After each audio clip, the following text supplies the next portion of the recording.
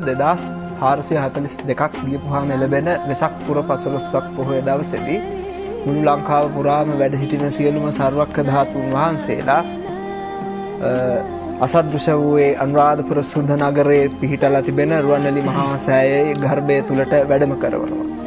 වැඩම කරපුවාම එතෙක් දැල්වෙමින් පැවති පහන් නිවිල යනවා, සුවඳ මල් පර වෙලා යනවා, සුවඳ දුම් වෙනසිලා යනවා. ඒ අවස්ථාවේ සියලුම සර්වක්ඛ ධාතුන් වහන්සේලා අහසට පැන නැගලා එක නූලක මුණුපු මුතුවට පේලියක් වගේ නාගදීප රාජායතන චෛත්‍ය ස්ථානයට වැඩම කරනවා.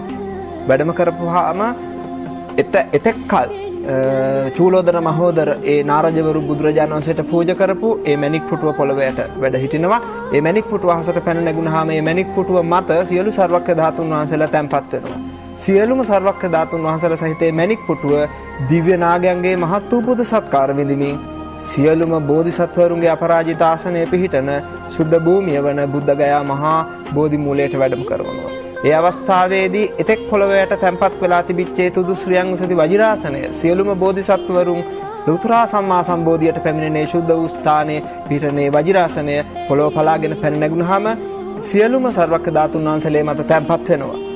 බුද්ධ ශරීරය නිර්මාණය වෙනවා. බුද්ධ ශරීරය නිර්මාණය වෙලා බුදු සිරුරෙන් භවාග්‍රේ දක්වා බුද්ධ රශ්මිය විහිදෙනවා. මේ අවස්ථාව කිසිම මිනිසෙක් දකින්නේ නැහැ. මොකද ওই කාලේ වෙනකොට කිසිම බෞද්ධයෙක් ලෝකේ නැහැ. ඊට පස්සේ මොකද වෙන්නේ? සියලුම දෙවියොත් බ්‍රහ්මයොත් බුදුරජාණන් වහන්සේට අවසාන වතාවට පුද සත්කාර කරන්න බෝධි මූලයට පැමිණෙනවා. බුදුන් පුදනවා.